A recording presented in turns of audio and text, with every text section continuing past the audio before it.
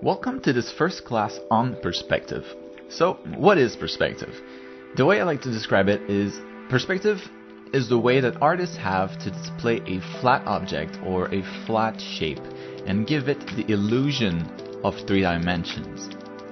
It also allows the artist to create depth within a drawing. And not only that, but also position an object in space in relations to other objects within the same scene and make it look believable, even though it is being displayed on a flat surface. I think a lot of artists would agree that perspective might seem a little bit daunting and a little bit boring because it involves a lot of calculations, at least it seems like it, to create accurate depictions of objects or people or building or anything in space, but it's actually a lot simpler than it might seem.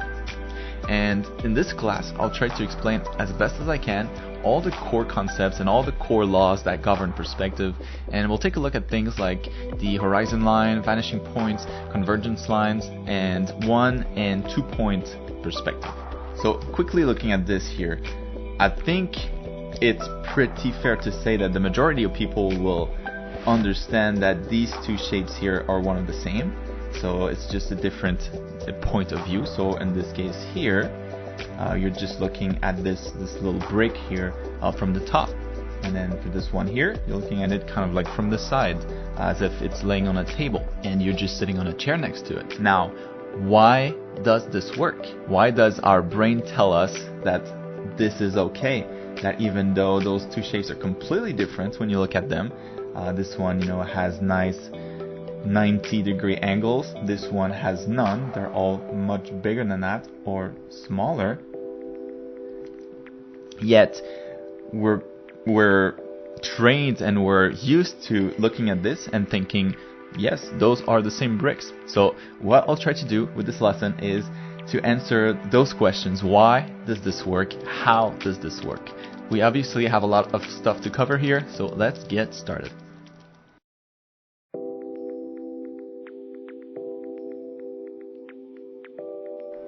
The very first thing we need to look at when studying perspective is the horizon line. So this is the most important a point of reference you'll ever have when it comes to anything perspective related.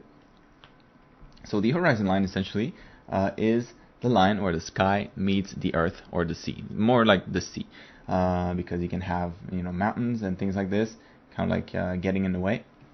But yeah, the horizon line is this nice horizontal line right here, where the sky meets the ocean. A quick thing to notice, right off the bat with this horizon line is, the closer things get to it in the image, the smaller they become. So, you might have a person that's really big right here, but the closer you get to the horizon line, the smaller, and then the smaller you'll appear.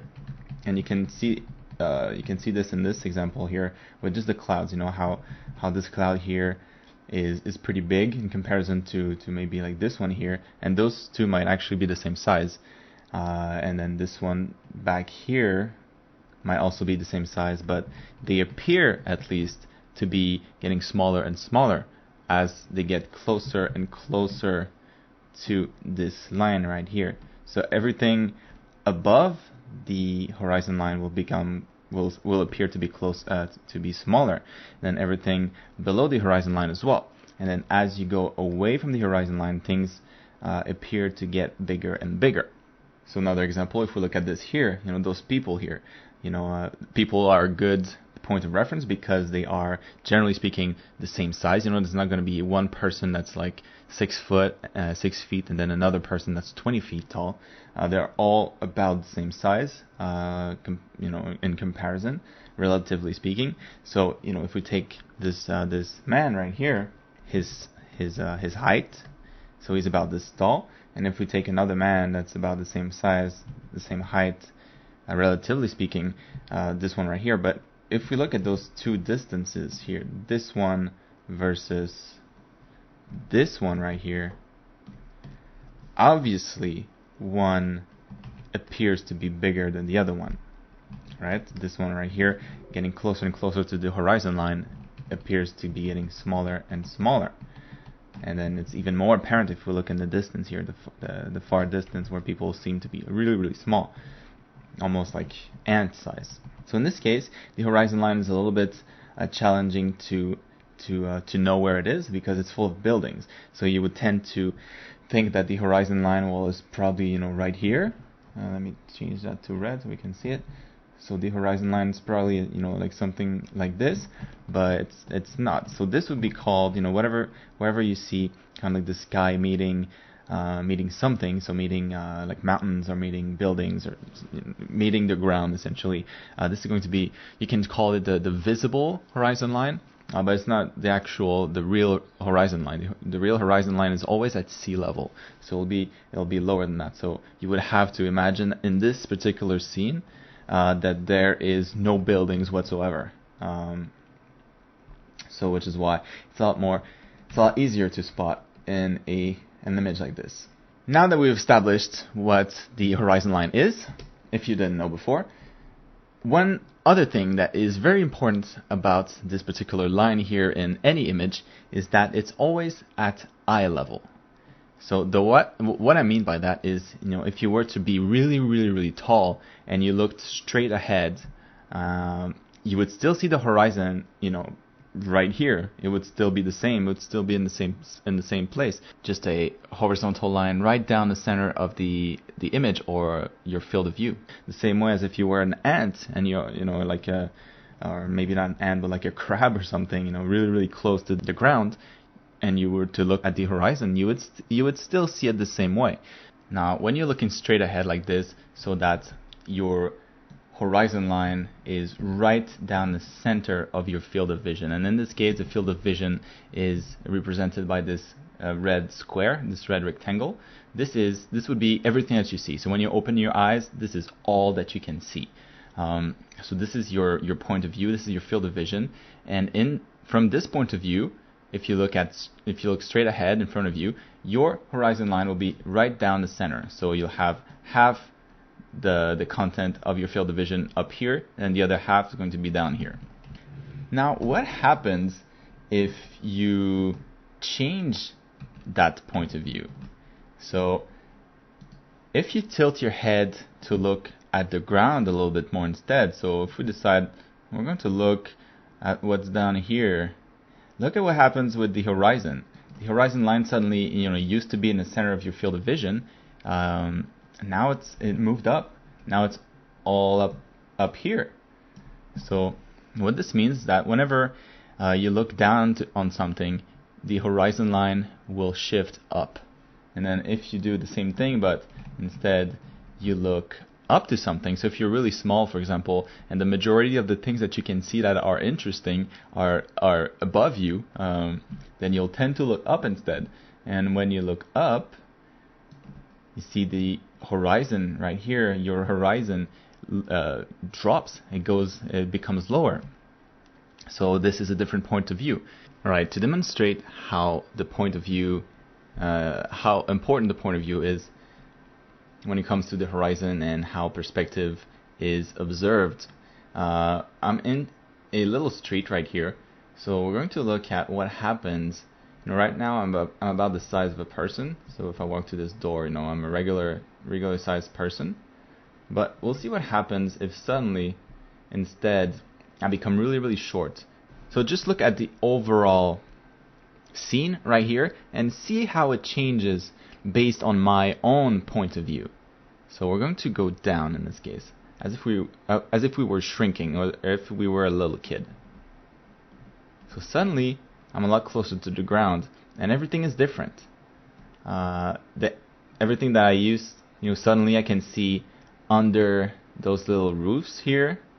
Before when I was taller, I couldn't. All I could see was kind of like the side of it. But now, when I'm shorter, I can see, there's actually a kind of like a metal rod going down in the center of those. So I didn't see that before. So with a new point of view comes a new scene entirely. And in the same way, what happens if we become really, really tall? the point of view completely changes. Suddenly we're not looking underneath these little roofs, we're actually looking over them. So we're looking at the top of them, a point of view that we didn't have before when we were down here. So in this case, if I look straight ahead, what I'll see and where the horizon line is going to be will be about in the middle of the image. So right where the text sold here is written. So that would be the horizon that I see in this case. And that would be kind of like a good composition for this image. So you would have kind of have the image that is above the horizon, and then have the other part of the image that is below the horizon. But what happens if I shrink suddenly, if my point of view is from really close to the ground instead? Now suddenly this image is not as interesting anymore. I'm seeing a lot of ground, which is not that interesting to look at, and only a portion, kind of like the upper half portion of this picture, this photo, this image is actually interesting. My horizon is still in the middle right now because I haven't looked around, I haven't moved my head, so it's still right down the middle about where the sidewalk is. So that would be my horizon right now. But this image is not really interesting. So what you do when this happens is you tend to look up a little bit. So a more interesting point of view would be something like this. I'm sure most would agree. This is way more interesting to look up like this and see more things than just have half the screen or half your entire field of vision used by just ground, up close ground like this, where you don't get to see much of the world around you. And this only applies if you're really short, if you're really close to the ground. If you're taller, like this, then if you look straight ahead, it's not so bad. You see a little bit of the ground, you see a little bit of the streets. It just feels like a more natural frame. And in the same way, if we go really, really tall and we still look ahead, then it feels like we're missing something. In this case, you would see kind of like the windows right there. That would be the second row of windows starting from the top. That would be kind of like where my horizon line is in this case. Not the most interesting perspective. So what you would tend to do instead is look down, so you get to see more things, more stuff, more of the scene that's around you, like this. So you would look down instead, and you would look even more down. The higher you become, the higher you get. Now, why do you need to know this kind of stuff? It's all about making good drawings. Remember, so if you are really close to the ground and you draw just what you see without changing your point of view, without tilting your head up to see more, to see something that's more interesting, then your drawing's not going to be as interesting. So the shorter you are, the more you're looking up, and the taller you are, the more you look down. And then anywhere in between, of course, you'll have to adjust your head depending. But that's the idea here. So to recap, the horizon line is the one line in the image that is going to be our key point of reference, from where all the perspective is going to kind of originate from. It's going to dictate the majority of the perspective in the scene, and the point of view, or your eye level, is also when you look straight ahead, towards kind of like the horizon. If you look straight ahead, this is going to be your point of view, but also going to be the horizon line. But what you need to know is that your point of view can change. So like we've done, like we just did, if we look up a little bit more, now the horizon will be lower from your point of view. And if you're really, really tall, your point of view and your horizon will seem higher. Now what do you do if you have an image like this and you're trying to do a perspective for it? There's no horizon. And actually, how do you find the horizon? And this brings me to the next chapter, where we'll look at vanishing points and convergence lines.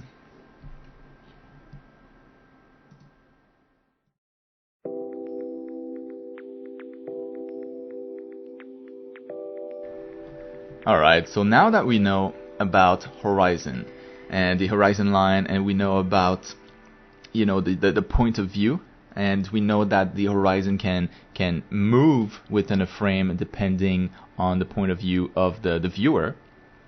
Now we can start to use what we see in the image to find, or to help us find, that horizon line when it's not within the frame that we're looking at.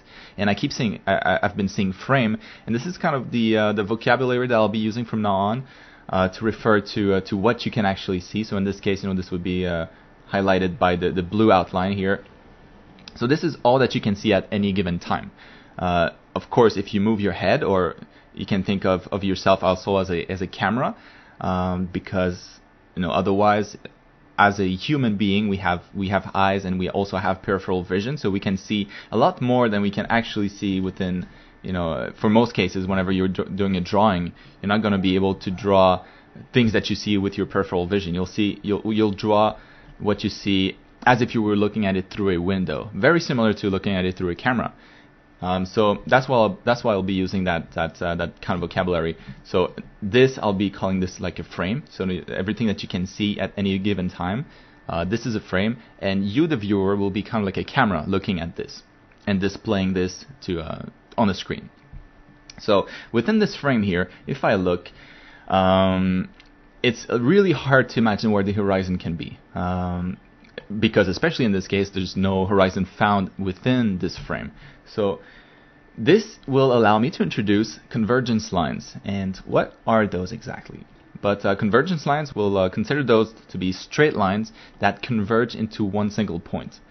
So if I trace a bunch right here, so one line, another line, another line, another line, and you can see here they all converge into this one point right here. Right here. And this point, where all the convergence lines kind of lead to, where they all touch, where they all connect, this is going to be called the vanishing point. Alright, we'll get to that a little bit later. But now, how can we use those lines to figure out the horizon? The beauty with all of this is that within any given frame, within any drawing, all the lines, or at least if you can find any lines, sometimes you can't if you're just looking at a like a landscape where there's no buildings, where everything is just like mountains and trees. So in that case, you'll be a little bit out of luck. But for anything that is constructed like this, anything that is human built, as humans, we tend to build things in simple shapes because it makes things easier to understand, makes things easier to build. So just the same way that houses and buildings are all built in at least most of the time in a square format, in a cube format.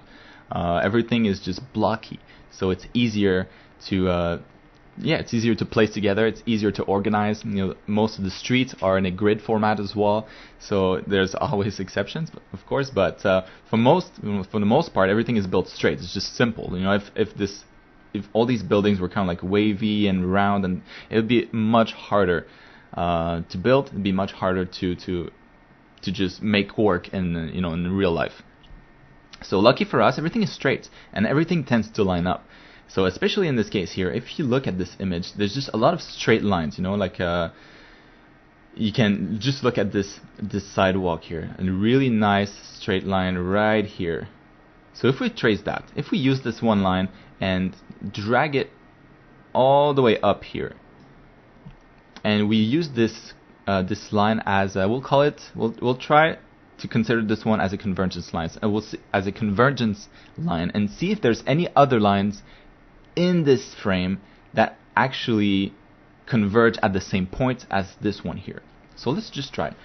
Let's try another one here. So we can see here the top of the roof, or this little edge here, forms a really nice straight line. So we're going to try to drag a line from this here and see where it lands. So that's about right. Like it follows the edge of the building pretty well. Alright, so interesting. So this seem, if you imagine those two lines like extending beyond the frame, I think most would agree that they would probably touch at some point. They would converge into one point because they're not parallel. Parallel lines, on the other hand, would be something like this, completely straight, one next to another. And those lines will likely never touch. because they'll just keep going on forever and forever, and they'll just always be at the same distance from one another, and they'll never touch, which makes them parallel lines, and they can be in any direction. So they could be, instead going horizontally. So those two horizontal blue lines right there, they would never touch either. They would just keep going on forever and ever and never end up touching each other at any point. And they can also be diagonal. So if I undo all these, so if I trace another line, for example, like this one right here, and then I duplicate this over like this, those two lines, once again, they will never touch. They go in the same direction. They will never ever touch. So it doesn't matter what angle they are, as long as they're parallel, they'll never touch. So those cannot be used to find the vanishing point. They'll never converge at any point. So those are kind of useless in this case. But if we look at this image again, those lines are not parallel. They're not, you can easily imagine them touching at some point. So what we're going to do here is we're going to extend the frame a little bit, as if we can suddenly see a little bit more of this entire scene. And then we're going to try again and make those lines, extend those lines beyond the frame and see where they touch.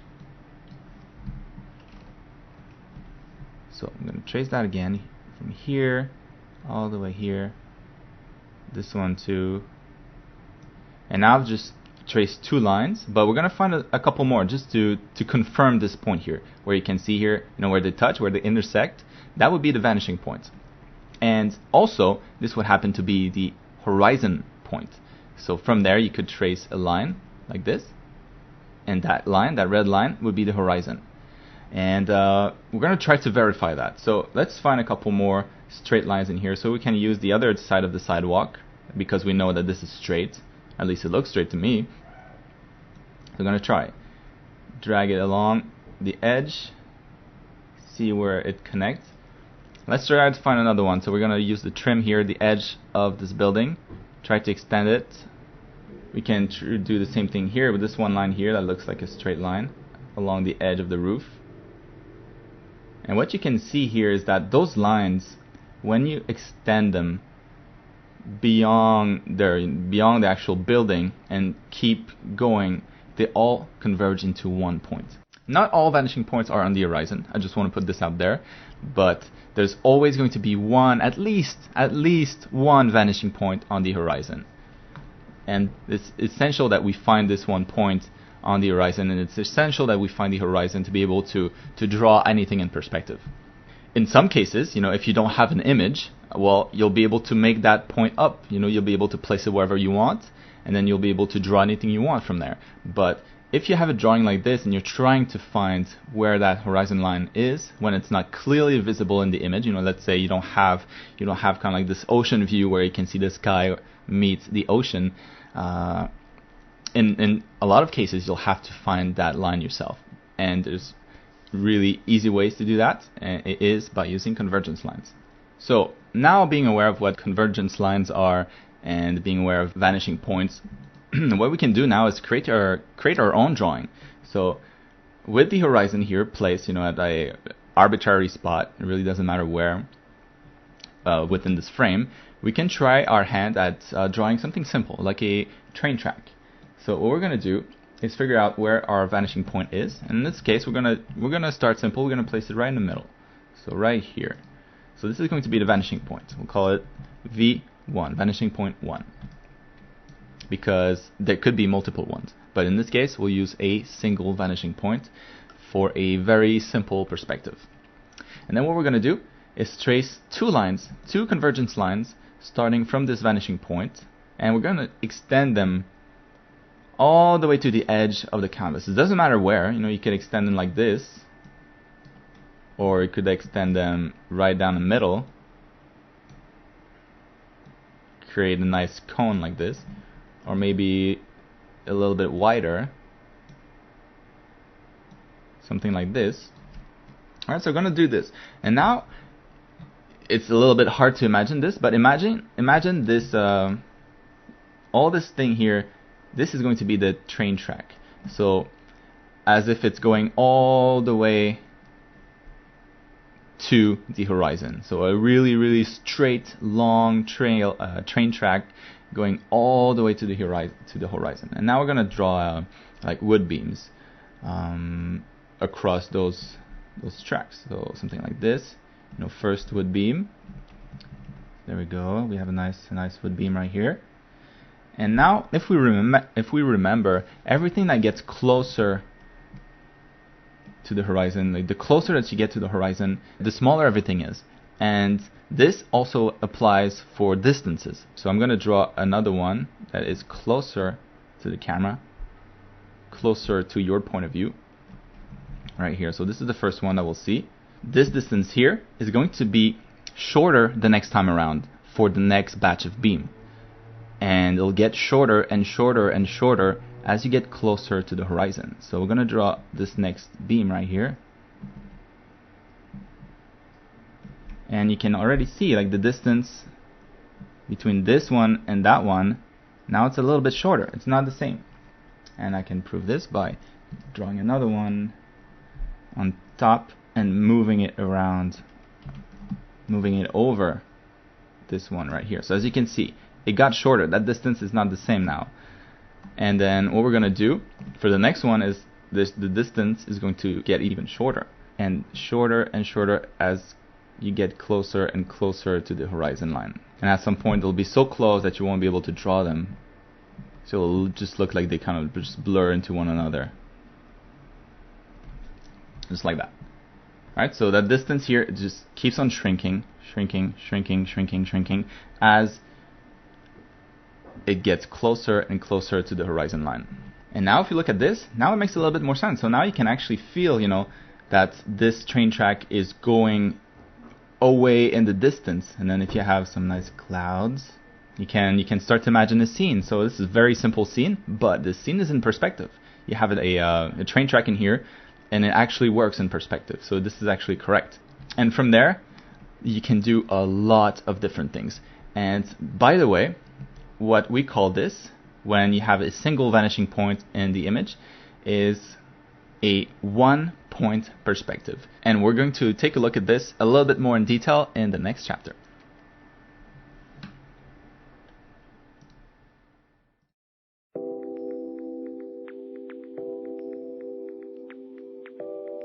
Let's now take a look at the simplest way to create perspective, to create the illusion of depth, and that is with a one-point perspective system, so with one vanishing point and one only.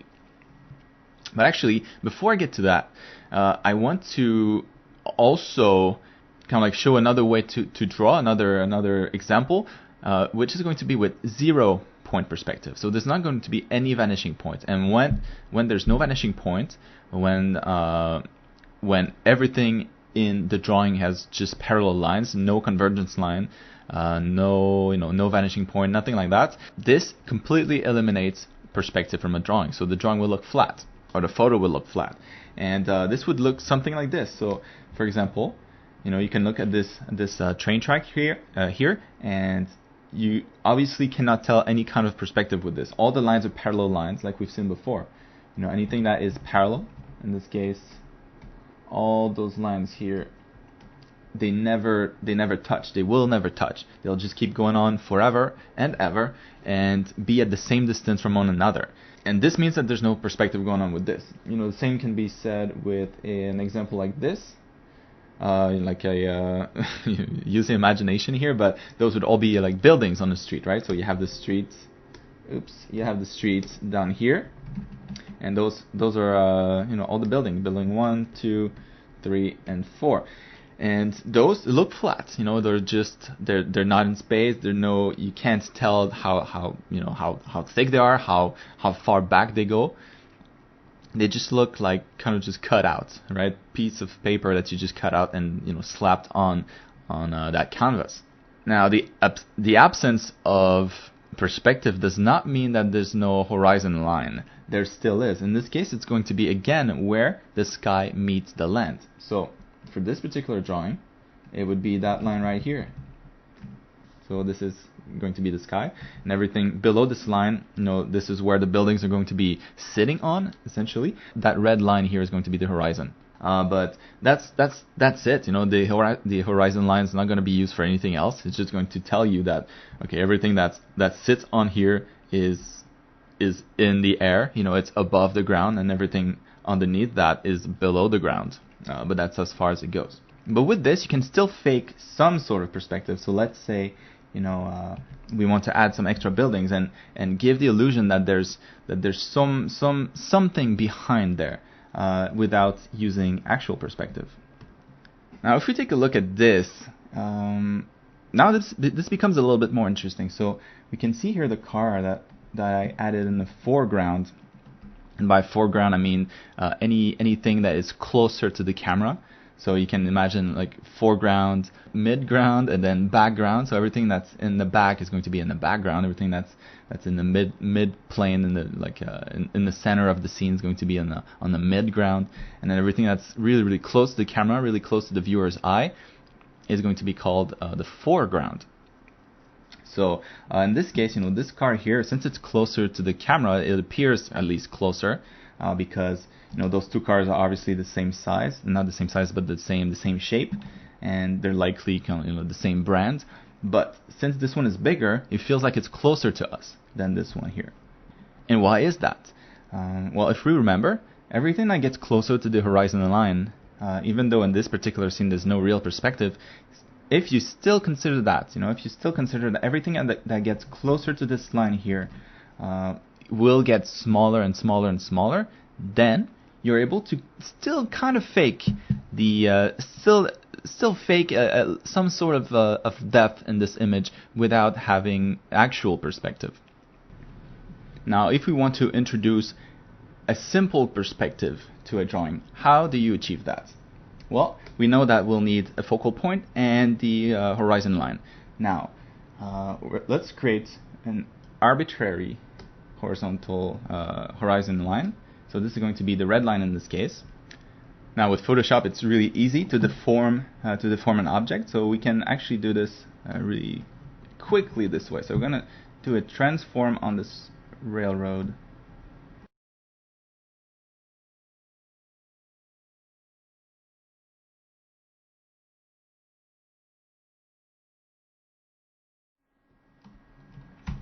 Alright, there we go. So now, having deformed the same railroad, all we did, is instead of having parallel lines, what I did is I did a transform where the lines that used to be parallel, the lines that used to be like this, what I did is just did a transform so that the two lines instead touch at the top like this, creating two convergent lines instead of two parallel lines. And what this creates is the illusion of depth. So now it actually looks like this railroad is going somewhere far in the distance. And where is this going? It's going, as we know, to the vanishing point that is on the horizon. Now, the way I created those train tracks was a little bit of cheating was involved, right? Because I did it using the Photoshop tool. I just deformed something that was in no perspective whatsoever, something that was flat, and I deformed it and then gave it perspective this way. But what if you want to actually be able to draw your own things, your own objects in perspective, so that you can create some cool drawings? The way to do this is we're going to start by using the vanishing point. So just like the vanishing point here works for those railroads, these train tracks, we can create some extra lines here to help us in creating a box. So maybe the box is going to be somewhere around here. And with one point perspective, what's really important to know is that the only convergent lines in the drawing will be those originating from the vanishing point. Every other line, every single other line in the drawing will be parallel to one another. So you can observe that already with the beams here.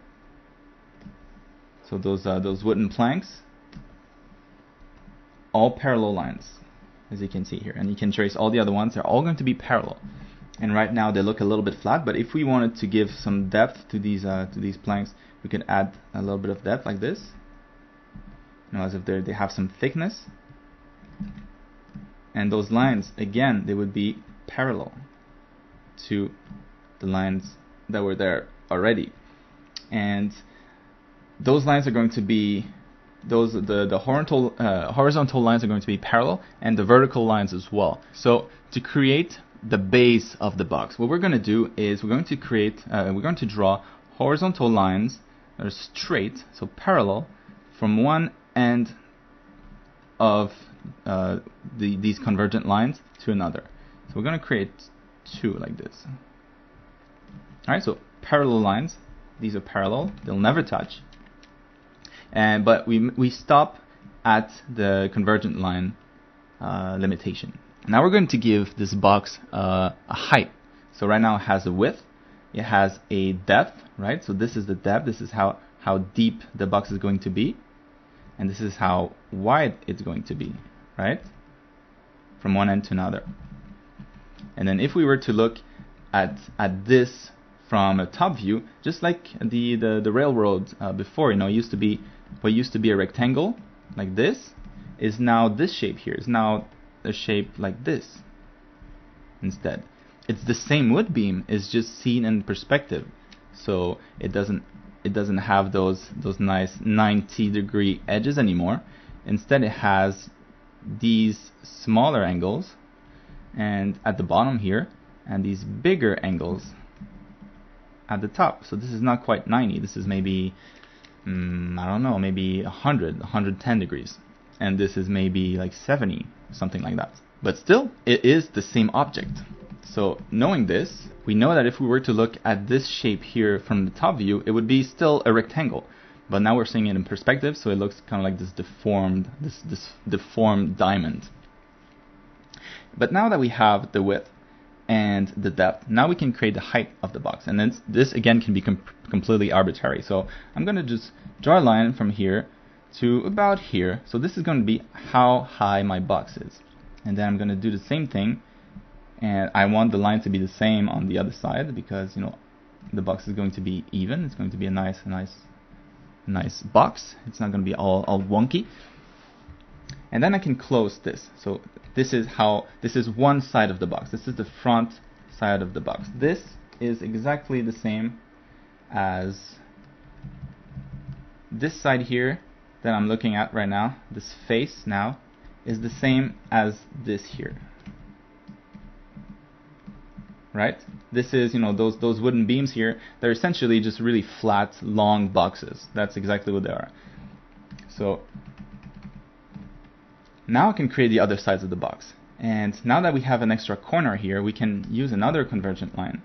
And we can start it from here. Start from the vanishing point and touch the corner. So we can keep going, you know, we can keep going all the way, as long as you touch the corner. And you'll want to touch all corners. So far, if we look here, it touched one corner right here, touched this corner of the box, and then it touched that corner of the box. We want to make sure that we touch this corner as well and that corner as well, and this is going to allow us to complete this box. So I'm going to trace this convergent line and make sure that it touches the corner of this box and that it touches the other corner as well. And now all we have to do is connect the dots. I know that to create this side of the box, all I have to do is go from here and trace a vertical line parallel to this other one, because we remember that except those blue convergent lines, everything else should be parallel. Everything else should be straight, completely straight, either vertical or horizontal.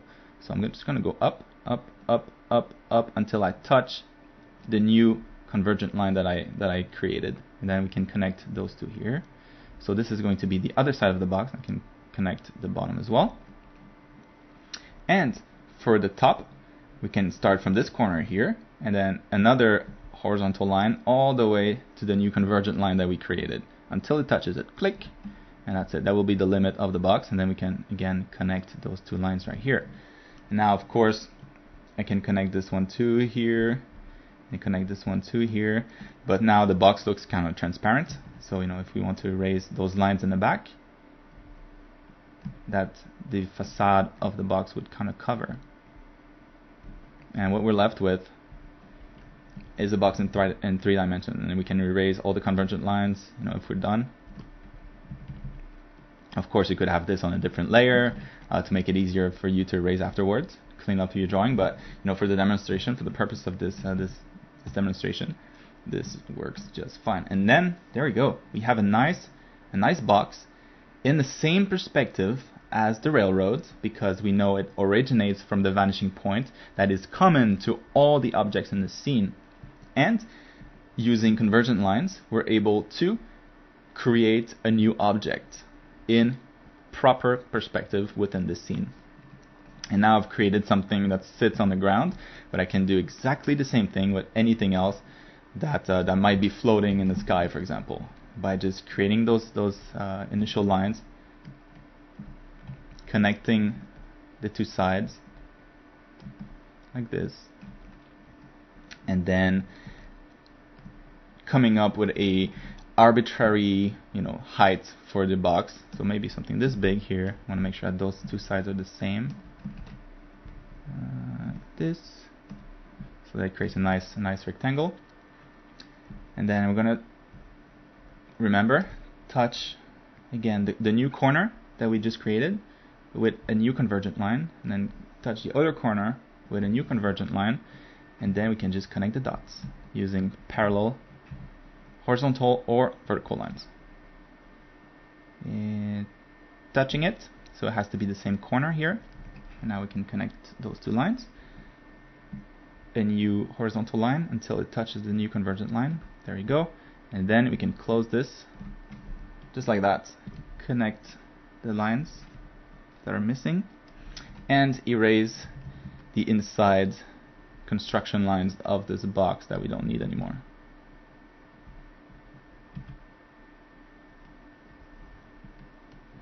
And there we go. We're left with another box in perspective in this environment that works just as well. So to quickly illustrate those same sides, so this is going to be this side right here, which is also going to be this side on the wood beams.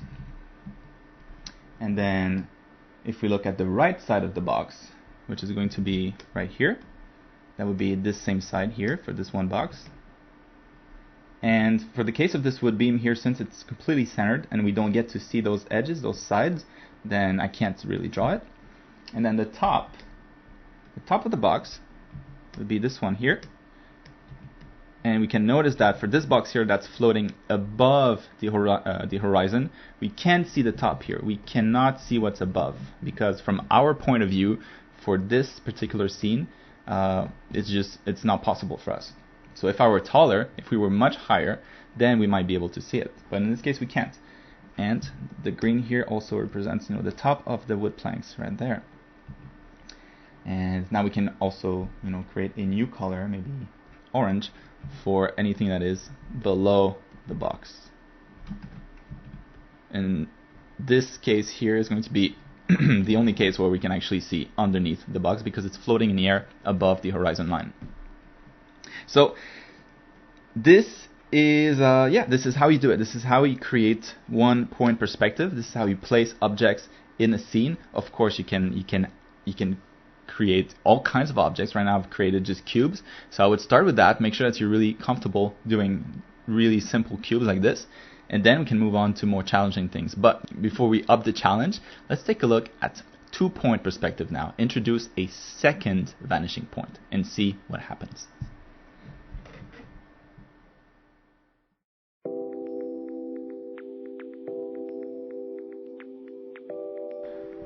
Two-point perspective is exactly what it sounds like. So instead of having just one right here and then having a bunch of parallel lines that will never touch, instead we're going to have 2 vanishing points. So let's put a random one right here. And then when you do this, you want to make sure that the vanishing point is kind of far enough. You don't want them to be too close, otherwise the image is going to be pretty distorted. So we'll do the 2 examples. We'll do the right way, and then I'll show you what happens when you do it the wrong way. We'll see why it looks wrong. So this is a little bit arbitrary, but we're going to put one right here, then another one right here. Alright, so as we know, just like in the first example with 1 point only, all the convergent lines are going to originate from these 2 points. So just the same way, we're going to start exactly the same way as we did with this one here. So we're going to go ahead and select a blue color. And then I'm going to start with the simplest shape possible, another cube. So we're going to go ahead and have those lines kind of go towards each other. Right? So I don't want to go this way, and then I don't want to go the other way either. I want the convergent lines to go towards the other point. So starting from here, starting from straight down, we don't want to go straight down, because straight down, if we go straight down for both, then we're just going to create 2 more parallel lines that will never touch, and that's not going to work. So instead, we want to have lines that are going to go towards each other and meet somewhere in this area here, so that we can draw it. So of course, if the convergent lines meet all the way down here, then it's going to be a little bit hard to draw. To draw something, it'll have to be really, really big in the screen, and that's not going to be that convenient. So instead, what we're going to do is have those convergent lines kind of like land around here. So we want them to cross around the center of the white space right here. These lines are going to be green instead, and we're going to have them cross in the center right about there. It doesn't have to be right in the center, but we'll do that for now. And I can create another one because it's going to be the other side of the box, and then another one, another blue one as well. And then we can see here, the little kind of like diamond that it gives us in the center right here. This is going to be the base of our box, right?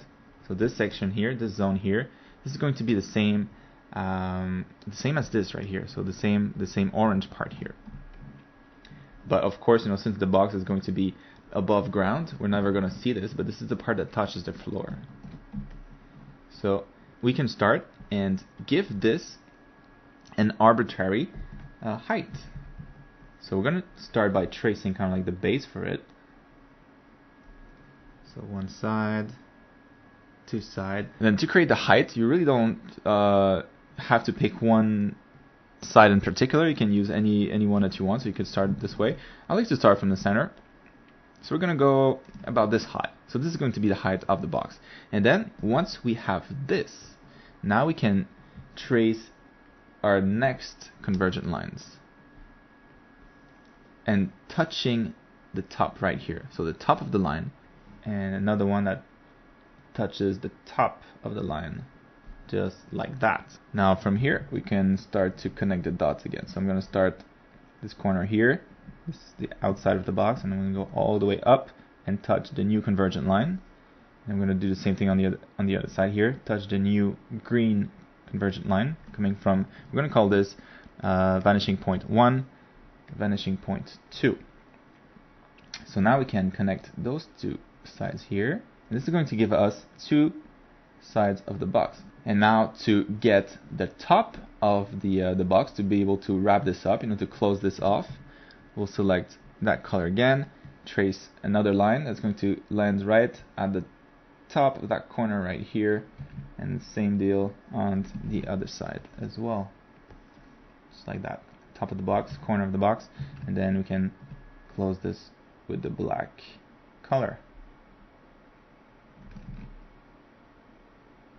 and there we go, we have our box.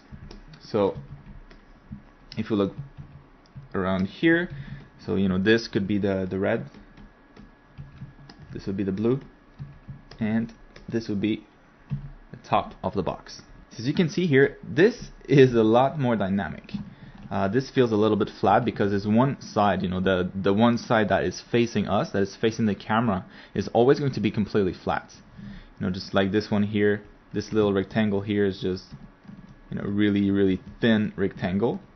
It's a flat rectangle still. There's no weird angles to it. It's all 90-degree angles, just like it is right here, and just like it is right here. So this, even though it's in perspective, still looks kind of flat. So yeah, essentially 2-point perspective is just, it's a more dynamic perspective. It makes for a more dynamic image. Most of the time more interesting to look at. But this is it. I mean, this is 2-point perspective. It's very simple. Now, what happens if we take those 2 points, those 2 vanishing points, and we bring them closer together? So we're going to see. In this case, the box works pretty well. You know, it looks just about right. Looks like a box. But what happens now if those 2 vanishing points are a little bit too close together? So we're going to try that.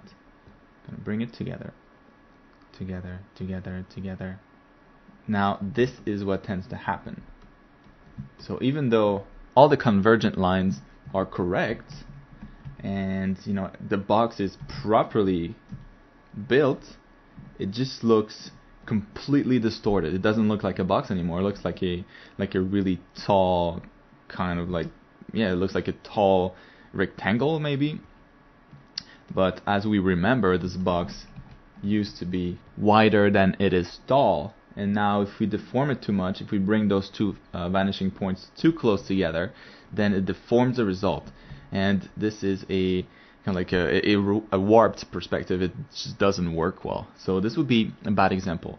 As a general rule of thumb, what you'll want to avoid is to go any lower than 90 degrees when the convergent lines touch here at the very bottom. So those 2 right here. So in this case, let's try to see what we have. So what I'm talking about here is this angle right here.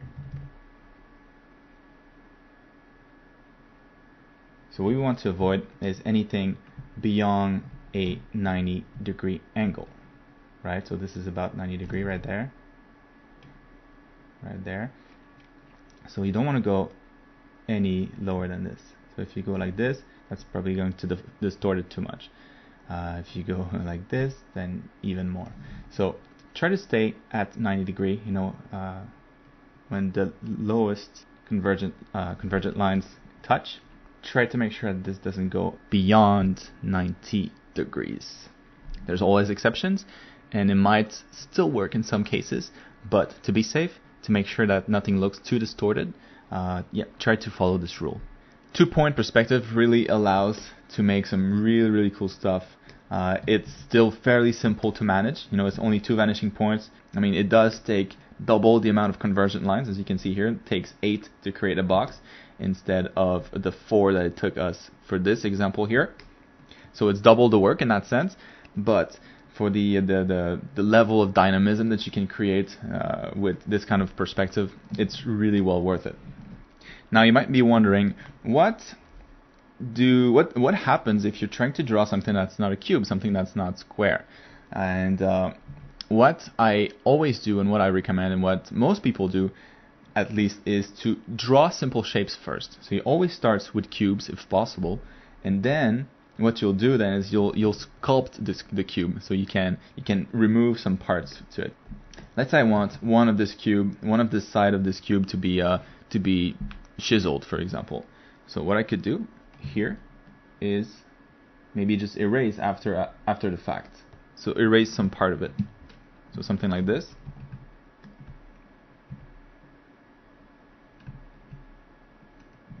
And I can bring this down, still following the convergent lines. You know, you don't want to deviate from that.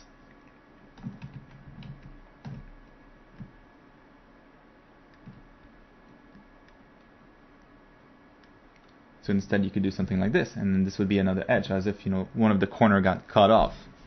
So that would be a different shape right there. And then if you wanted to add a curve to one of the sides, for example, you know, let's say we'll try to add a curve to this other side right there. Well, what I can do is draw a curve at the top, so for the top portion of the shape, and then down here I'll try to draw the same curve. So of course, you know, the perspective is different. As you can see here, the curve is going to be much more intense than it's going to be here, because the perspective is different. It gets more and more tight as you get closer and closer to the horizon line.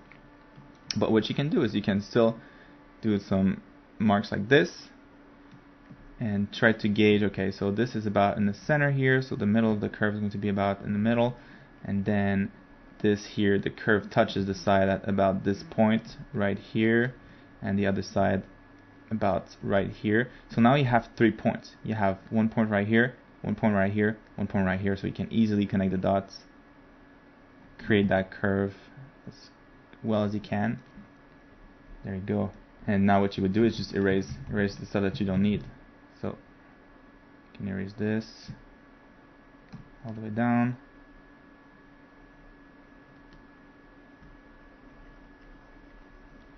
Don't need that stuff. And then we can fill this up with blue again to clean it up. And there you go. Now you would have your new shape, your curved shape for that corner. So it's doing exactly the same thing. So you just, you're still using the same lines. You're still using parallel lines when you can, because in this case, all the vertical lines, as you can see here, if you haven't noticed yet, they are all still parallel lines. So when it comes to time to edit, and to make some modifications to these shapes here, everything that goes up, everything that's as high as it gets, you can always go straight down and it'll always be correct. So if you want to write like an M or something, you can go like this, M straight up, and then still on the other side here, M straight up. Follow the convergent lines right here, the blue one, and then you can go down, and then back up, and then there you go. That would be kind of accurate. And then so you can do a bunch of different things. You can modify the shape, but I always suggest that you start with simple shapes first. So start with a really, really rough sketch of just a bunch of cubes placed in space, and then once you're happy with the placement of everything, now go in and detail, and then detail, and then detail some more. So just like the buildings, all the buildings are generally just big squares, big boxes. So draw them as big boxes first, and then once you're happy with their perspective, their location, their position, then you can go in and start adding a little bit more details. So we're just getting started with perspective. There's a whole lot more that we need to cover, but this is going to be for the next class. This is going to be a wrap for perspective 1.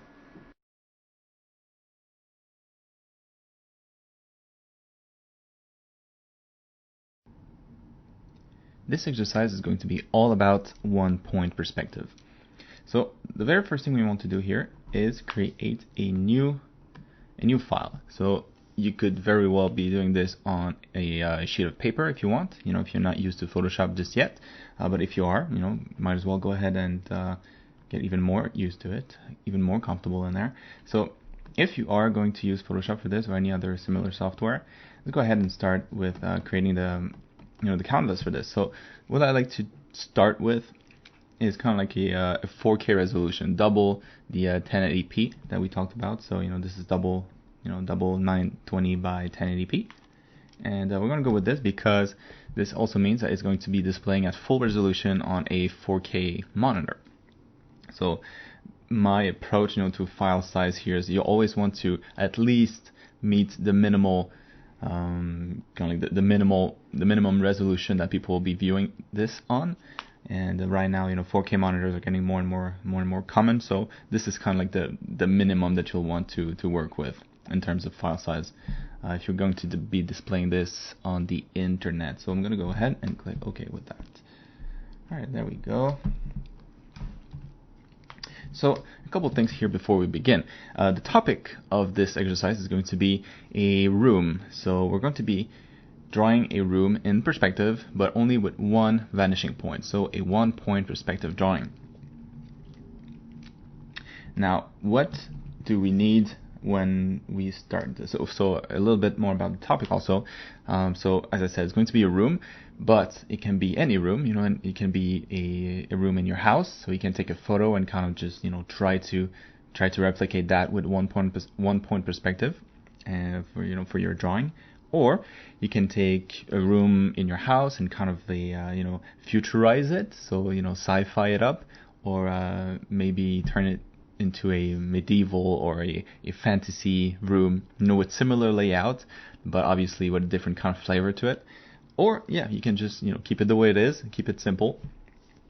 And of course, the level of complexity in your drawing will vary depending on how experienced you are with this or how comfortable you are with this. And so the first things first here is you'll want to place your horizon and place your vanishing point. So those are are going to be essential if we want to be able to draw anything after that in correct perspective. And for the horizon, in this case, it can be anywhere you want. So it can be, the only thing that I will ask is that you place the horizon within the canvas. So you don't want it to be outside the canvas for this one. It's going to be a little bit simpler. So I am going to create a new layer in this case, and I'll call it guides. And this is going to be the layer that has the horizon on it. So we're going to go ahead and draw this on here. So we can select a random color and trace a horizontal line. So when you're drawing, you can just hold shift and it'll do a straight line. So it's pretty useful. Or you can just click here, select the shape that you want, and select like a line tool. Give it a size, a width. So something like 2 in this case, it should be big enough. And then if it's not set yet, change it to pixels. So we're gonna look at shapes and paths later. But for now, select pixels. So you'll be able to draw actual pixels. It'll be just like a straight line that you draw with your pen, just like that. So let's start with the horizon. So in this case, I'm gonna go with something. For this demo, we're going to go with something pretty straightforward. So something right down the middle, right about here, maybe a little bit higher. And actually, let's make that a little bit higher, so that we have kind of a more of a top view of the room, as if we were a little bit taller.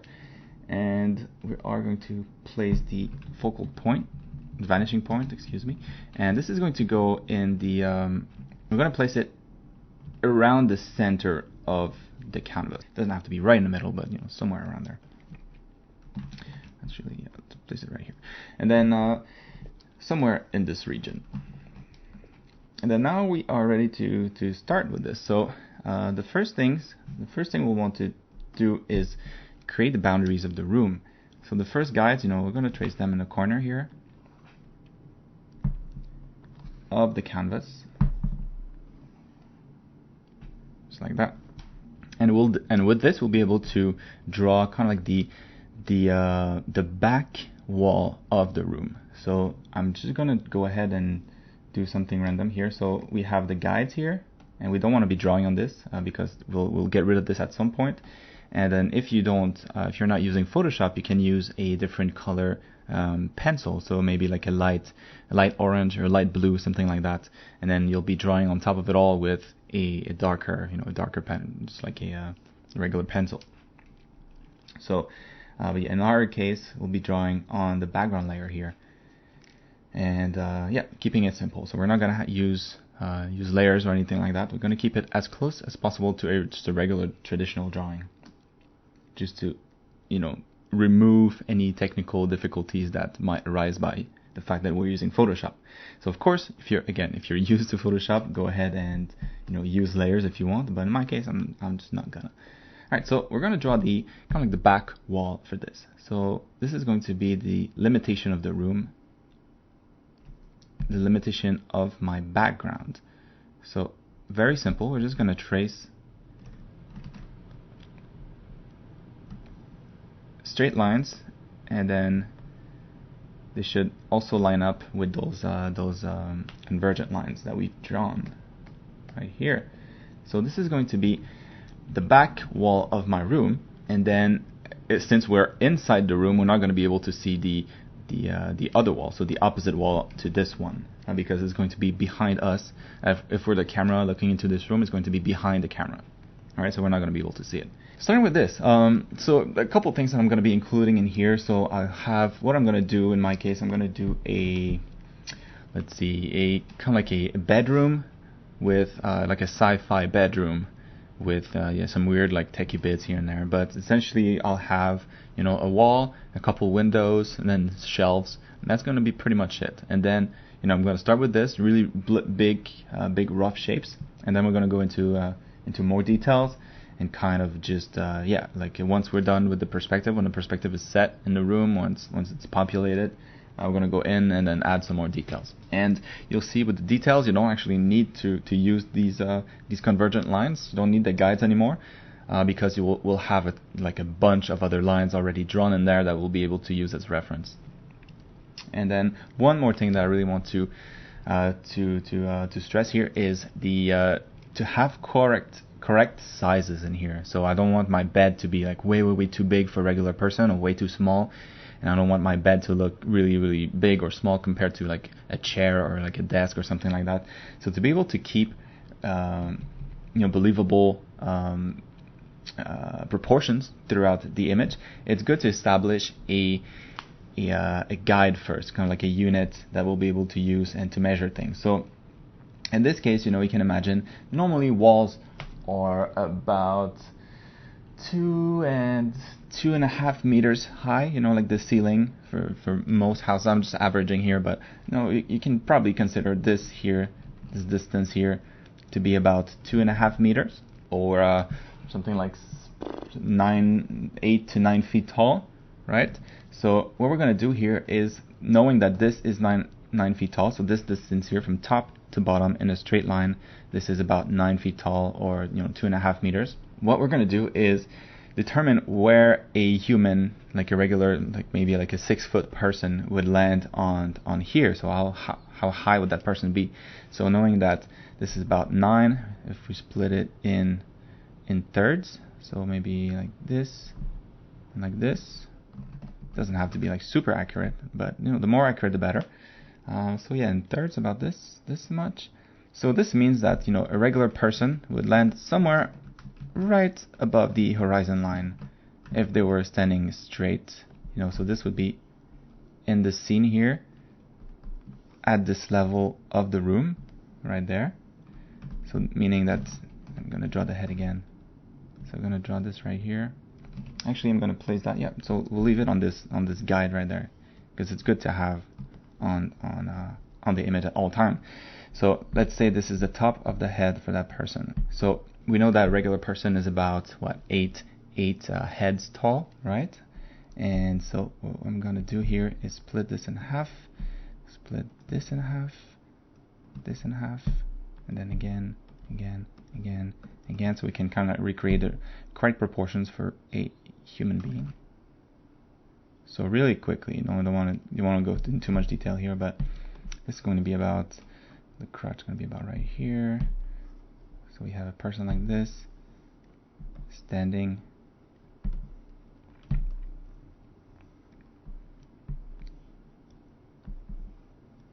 Alright, and that would be somewhat an accurate representation of a person fitting in this room.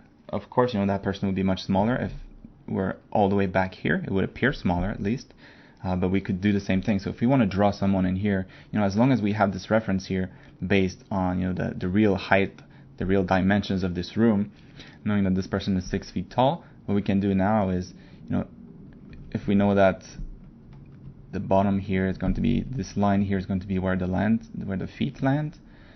This is how tall the person would be, and then maybe a little bit extra above the horizon line for the head. We know that another person would be, about this size, right?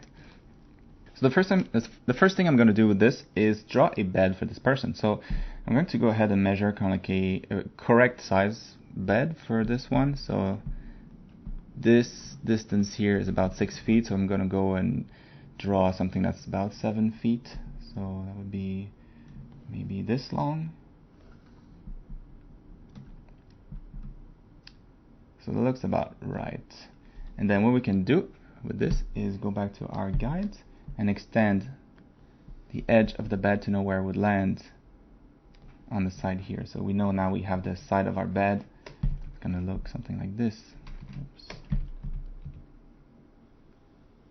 Alright, so this is the angle that it's going to be in. And right now the bed is just, this is kind of just the shadow of the bed on the floor.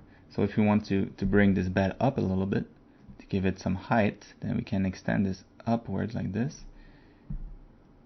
And then this is going to be the height of the bed. And we can move that all the way to the other side here and extend that line again to create kind of like this big flat box. And once more, I'm I'm going to go and extend the line here, touch the corner. So very, very similar to what we did with when we drew the cube in perspective. We're all starting with just big cubes. That's the only thing we're going to do at this point. So you can think of anything that we draw right now as just a big cube. Something like that. And then connect this side here. Alright, and maybe the bed would stop like something. So let's say it's a wide bed. It'll stop around here. We can draw this line going down. Then we can start to erase a couple things here that we don't need anymore. So we're not going to see that line. We're not going to see the back of the bed, so we can erase it.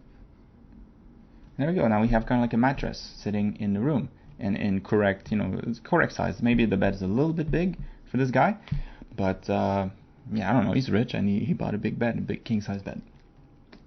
Alright, so now we have our first piece of furniture. So we're going to go ahead and create something else. So let's go ahead and add some cupboards maybe.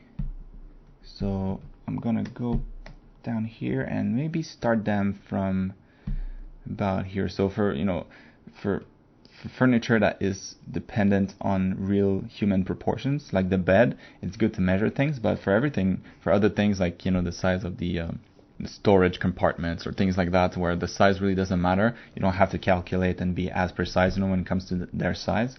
So maybe right above this bed here, I'm going to add something. Alright, so I'm going to extend, maybe it'll start all the way back here. So something like this. And then go down, see how far down it goes, maybe all the way down here. And now I need some extra guides, now that I have like my two corners. And by that I mean like these two corners here. So you always start by tracing or by drawing what is flat, from your point of view, and from there you add the necessary guides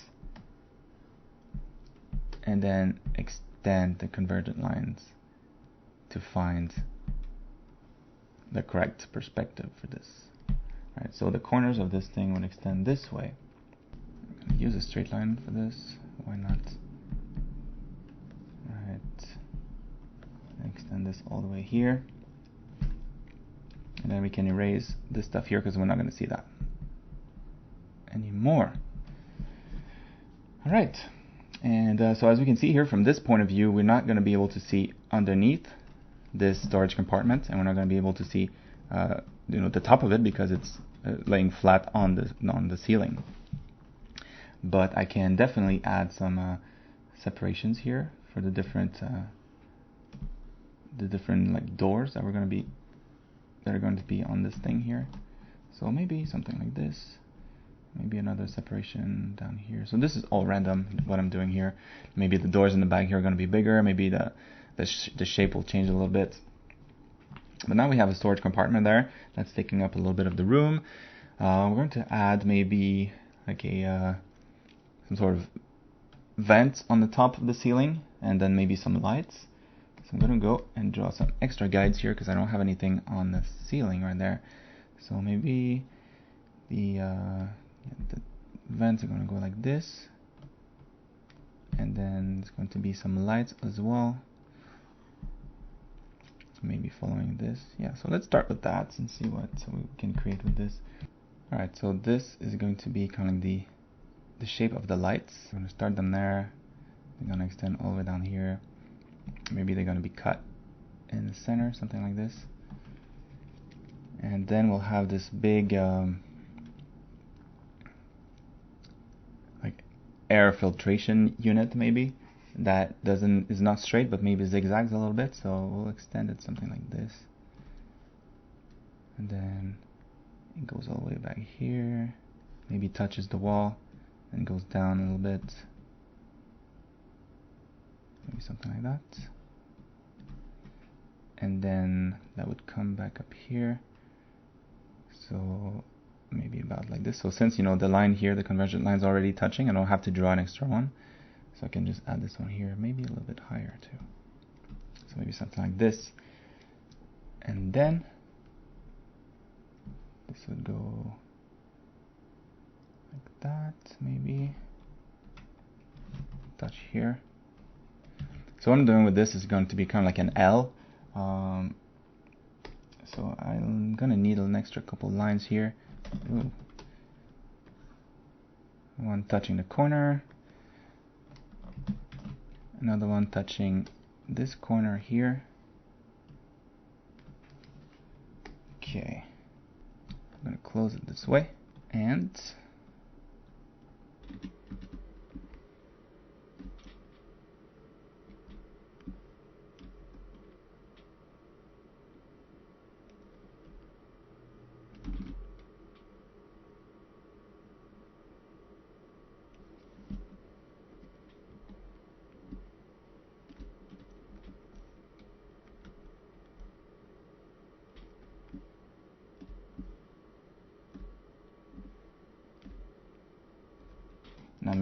I'm missing another line here for this corner right there. It's taking me a little bit here to figure out what I wanted to do with this. So normally, like you see right there, it's just two big rectangles, two big long boxes, one that is smaller, and then one that's much longer that goes all the way to the back of the room. So yeah, it took me a little bit to figure out what I want to do, but there you go.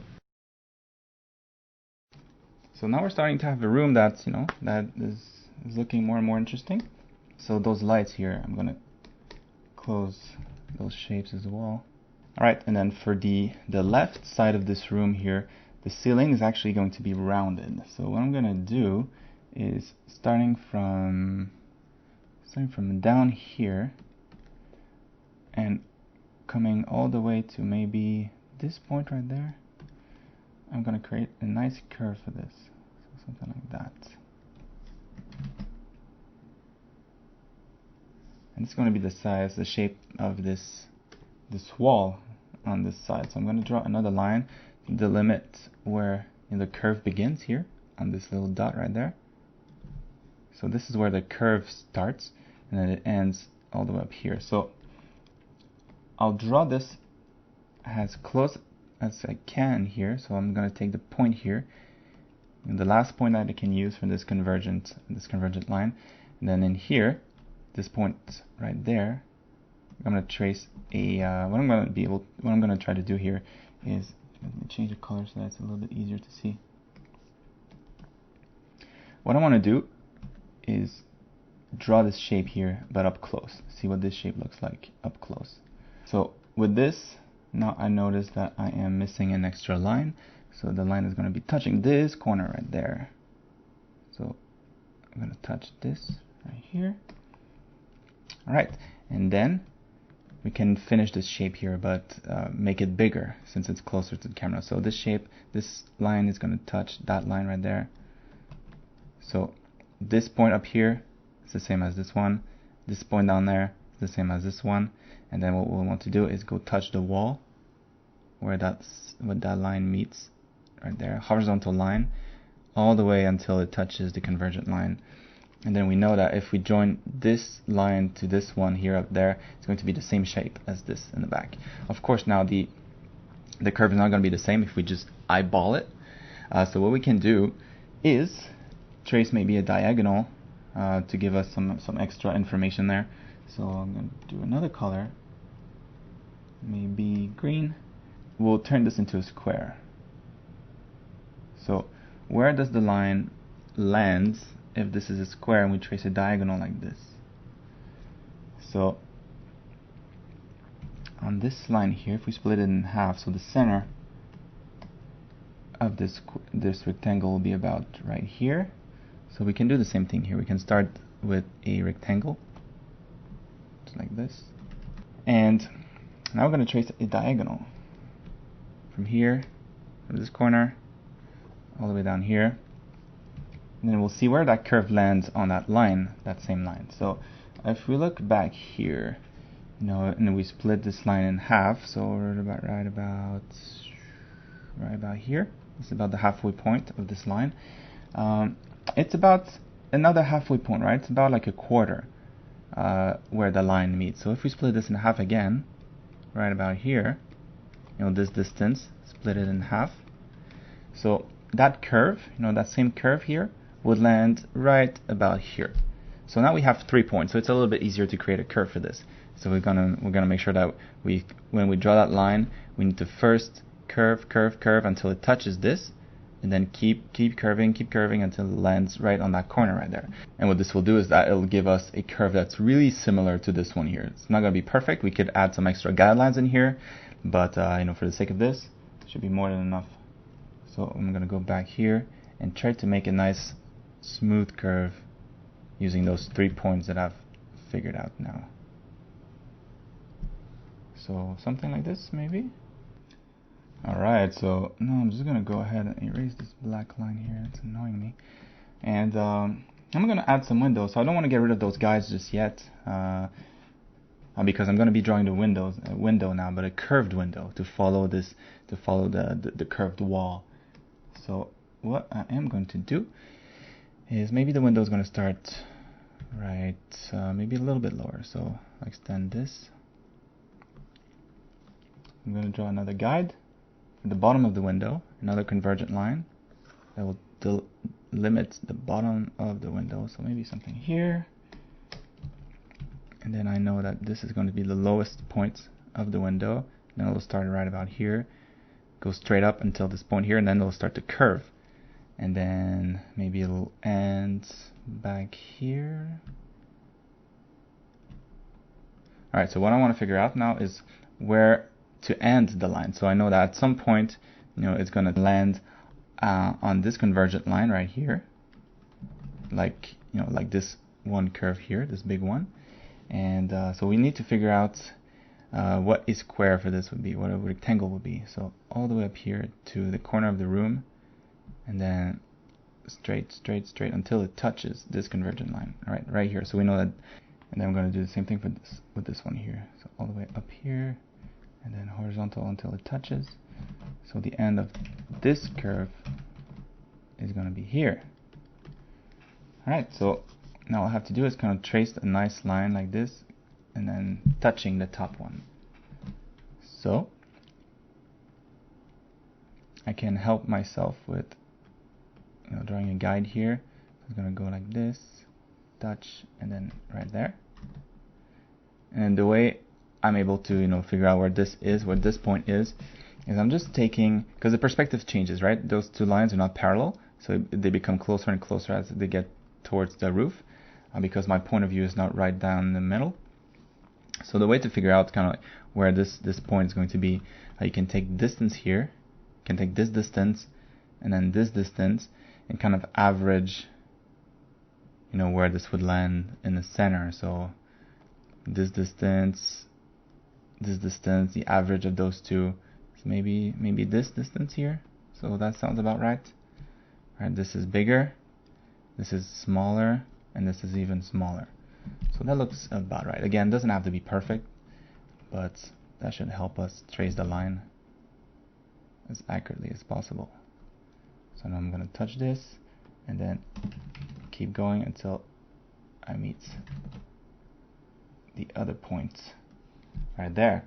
And I'm going to do the same thing with this one right here, this curve right here. So it goes up here.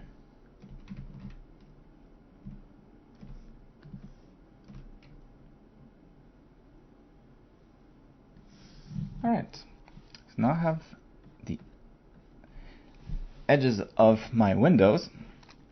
Now I can hide a couple things and erase some lines here that I'm not going to need anymore. So I can erase those lines because we're not going to be able to see them. Alright, and so the top of the window is going to be this orange line. Might as well, we have it already drawn. So until it touches, right here, until it touches the curve. Oops, I made it go a little too far. So this is actually where the window starts, this corner here. So there we go. And then this line down here.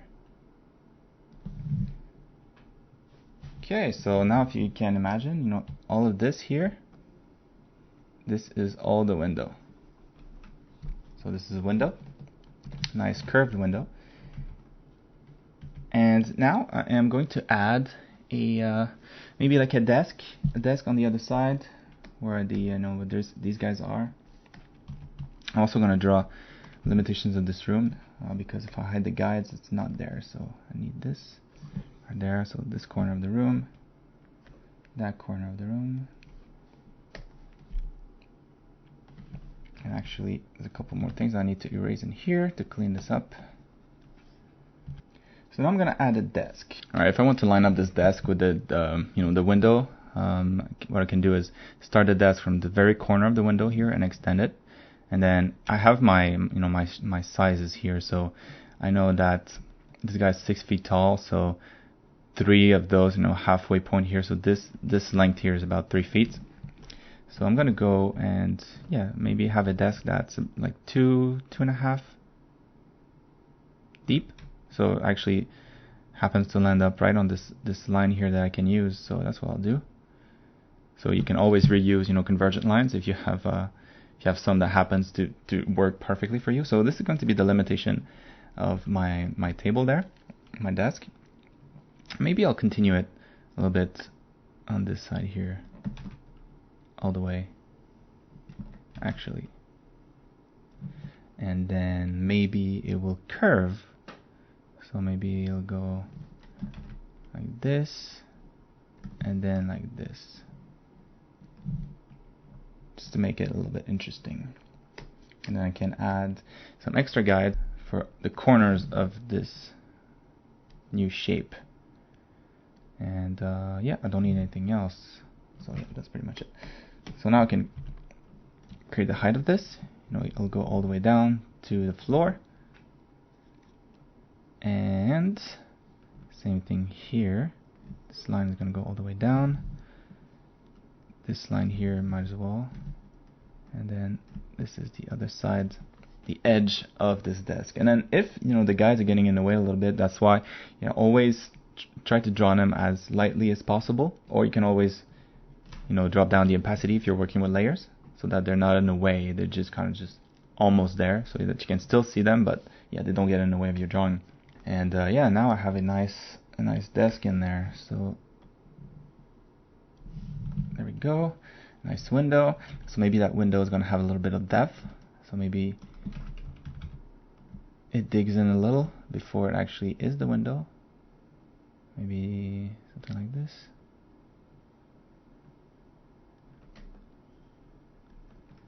And then I'm going to need an extra convergent line for the new corner. So every time there's a new corner here that doesn't land on a convergent line, you'll want to draw one. Create a straight line. We'll stop right here. And now I have some depth to my window. So the window extends a little bit beyond this. So I can erase this line here. Maybe just leave a hint of it, just in case. And then the window is there. So maybe it'll curve also. Edges. Right there. Alright, so now I have pretty much all the main elements in my scene there. Of course you can add many more, but we're going to keep it at that, to keep it simple. And then we're going to start adding details. So actually there's one more that I want to add, something on the floor. And maybe like a door in the back right there. So what I'm going to do here is the door is very simple. I know that this height here, just slightly above the horizon line, is 6 feet, and so I'm going to go maybe halfway to the roof, and this is going to be the size, the upper edge of my door, and then I'm going to go all the way down to the floor. So super simple. And then this way the character, if there's a person in here, should easily fit in this door and not bump his head. And so I'm gonna actually curve the corners a little bit, make it look a little bit more sci-fi. Alright, now we have a door, we have a window, so we could definitely add some extra windows. So maybe I'll add some more in the back here. So I can use the same line, the bottom line of the window here happens to be this convergent line here. So if I follow it all the way to the side, all the way until it reaches kind of like the back wall of this room, now I can extend it, horizontal line, all the way here. So I know that this is going to be the bottom of the window. And what I can do here is just maybe extend it up like this. Maybe it'll go as high as the door itself. And then bring it back here and then follow maybe the curve. Just like that.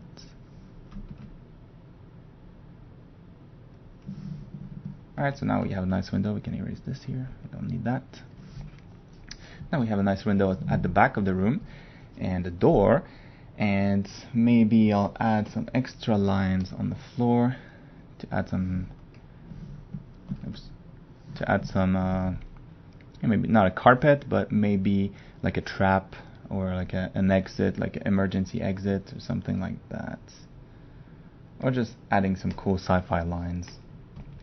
Now we have a nice room with a bunch of stuff in it.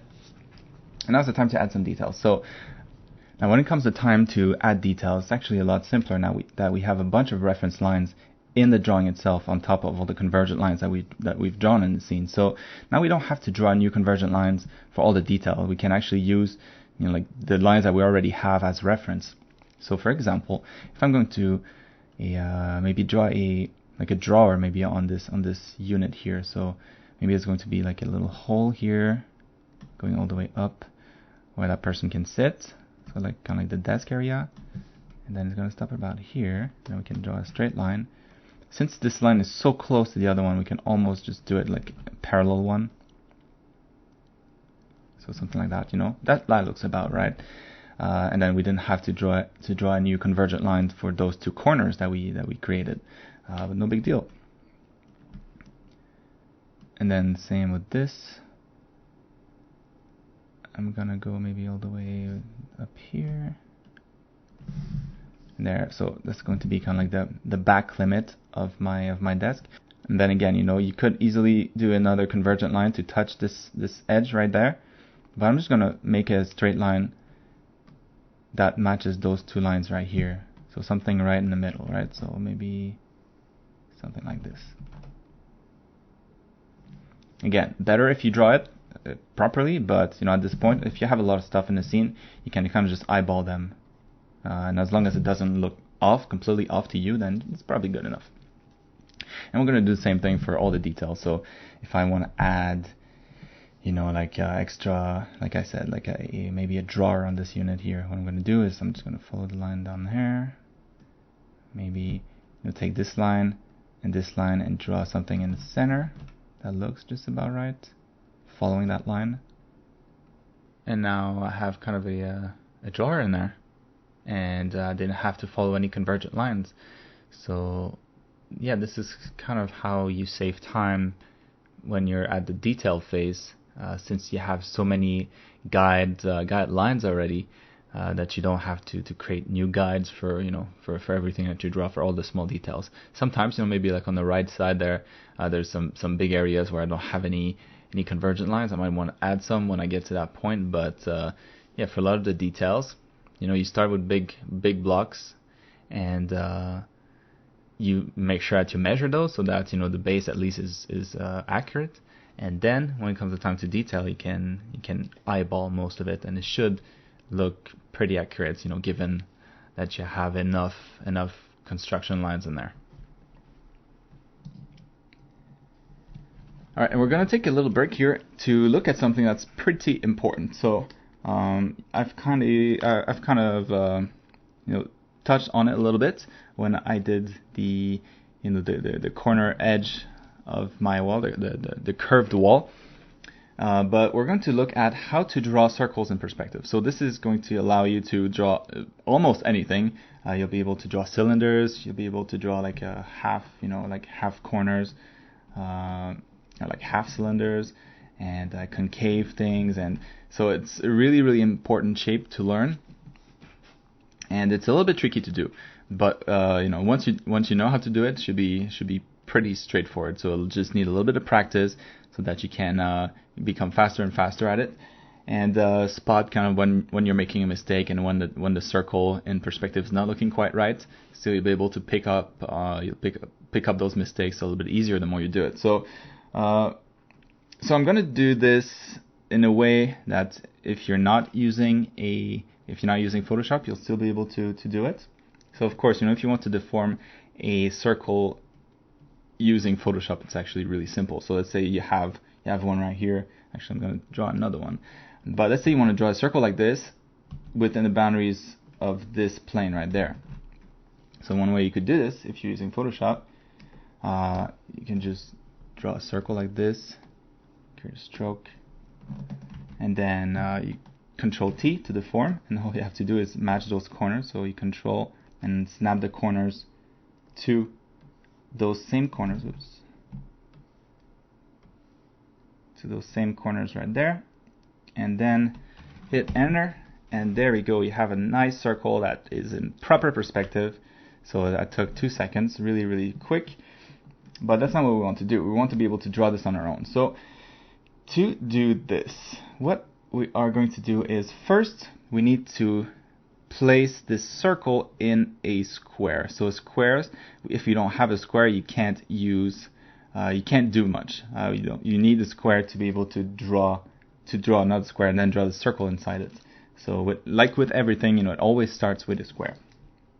So we're going to look at what we have right here. So we'll want to place this circle here inside of a square. So we're going to start with the edge and then extend those lines until they cross right here. Something like that. Alright, and now we have the corners of our box. So this is going to be important because this is the first thing that we'll draw if we want to draw a circle. So we'll draw a box first. So in this case, you would draw these dots first, this shape first, this square first. And then to find the center of this shape, we can draw diagonals. Go like this. And we have the center now at this right here. And now we'll also want to split this into 4 quadrants, initially at least. So 1, 2, make sure it lands right in the middle right there. And then we'll right now what we need to do, and we can already see that we have 1 point here, 1 point here, 1 point here, 1 point here. So now we have four guides. Within the circle, we know that at the halfway point here, at the halfway point, we'll have 4 dots like this. But it's pretty tricky to draw a circle with only 4 dots, especially if it's in perspective. So if it's flat like this, then it's not so hard. But like this, to create something accurate, not the easiest. So we'll want to add 1 more in between. So 1 more, 1 more, 1 more. So this way, once we have all those points, are going to be a little bit easier to draw. So once we have like 4 dots to connect. And for this, we'll have to find out where exactly is this intersection. Where does it land? So there's no real good way to figure this out, especially if we're just gonna if we're not approaching this from a very scientific point of view. So it's going to be an approximation. It's not going to be perfect. It's not going to be a perfect science, but it should be close enough that we're able to reproduce a pretty good circle on any kind of surface, any kind of perspective. So the way we're going to do this is we're going to split this in even more. So in this one box, this one quadrant, we're going to split it in 8 pieces, in 8 parts. So we're going to go halfway, then half again, like this, and then we're going to do the same thing here on the other side. Make sure that it's in the center, and then in the center again. And then we're going to do the same horizontally. Alright, and then if everything lines up, you should have some nice intersections right here and right here. All this should line up, they should end up being crossing right there. So now that we have a nice grid for this, let's see what we have. So the way I like to think of this is, once we have those 4 squares right here at the corner of this bigger square, try to look for the shape here. So it always gives you kind of like a small triangle, just like that. And this is what I like to think about whenever I draw the circle in perspective. So I want to make sure that the circle lands inside those small triangles while touching the corner of the triangles, the edges of the box that the circle is in, and so something like this. So now that we have those guidelines, we should be able to draw the same on this square, and this should give us 8 points that we can kind of connect to be able to reproduce a circle. So we are going to try that. So first things first, we'll want to find the center of this square. So once again, we're going to trace using straight lines our diagonals, touching all corners. Alright, so the center part is right here, and then we're going to use convergent lines to find the the vertical ones.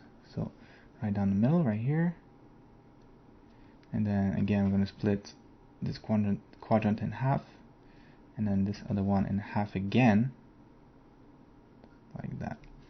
I'm going to do the same thing on the other side, split this in half, and then again. And then from there we have all these intersections here that we need, so we can just extend the lines from there. So horizontal ones, and they should all line up. Click, click. Alright, there we go. So now we have the grid drawn on here. So this point here is going to be this one here, that one is this one, that one is that one, that one is that one. And now we need to find out where those triangles are. So if we remember here, the first square, you'll have a small triangle like this, right? So triangle number 1, triangle number 2, small one back here, small one back there. And then now we have all our guidelines that we need. So we have the 8 points. We'll be able to trace a nice circle like this if we connect them all. So in this case, the circle is a lot bigger, so it's going to be a little bit tricky. So we might need a little bit of back and forth, trial and error. But essentially, we want to start from here and then go on the inside of the triangle, and then touch right here the edge, and bring it back. Touch the inside of the triangles. Keep going all the way until the side.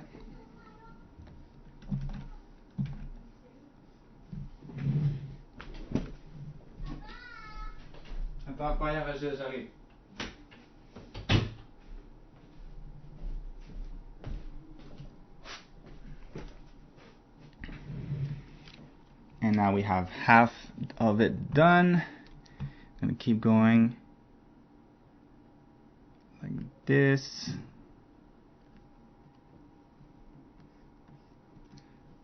So that's nice and curvy.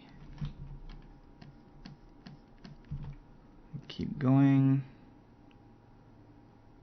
Touch here, just touch the edge, and then back. And the inside of this triangle.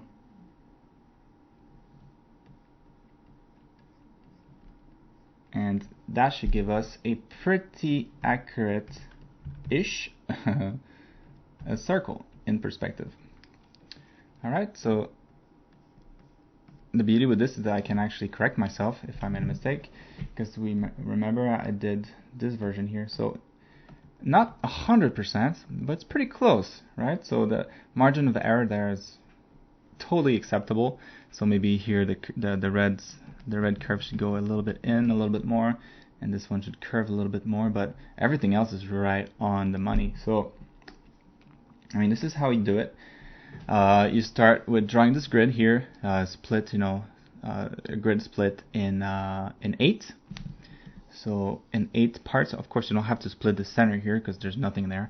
You just split the edges, so the outer squares, and then place those guidelines. Place your 8 points and your 4 points and your 4 triangles, and there you go. and then you just connect the dots as best as you can. And then this technique should work on any angle, so you should be able to do the same thing on this wall here, for example, if you were to do it on here as well.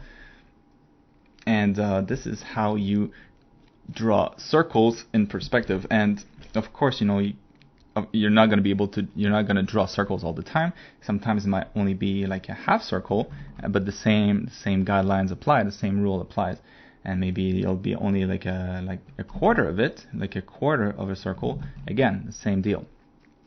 So the way I did it for my curved wall, since it didn't need to be like a circle, it just needed to be a curve. In my case, I didn't draw a grid this complex. But if you want to draw a circle, something that's circular, not just some random curve, then use this kind of grid, and it should give you pretty good results. So of course, you're not going to be able to draw this curve as perfectly as the real deal like this one every single time. And of course, if you're just starting with this, it's going to take you a couple times. But keep practicing, and then the more you do it, as I said, the more you'll pick up on your mistakes. The more you'll be able to look at this and tell if is this correct or is this not correct. And then if it's not, you'll be able to tell that it's not, and then you'll be just able to keep working on it until it is. And the more you do it, the better you'll get. So now back to what we were doing. So here I am.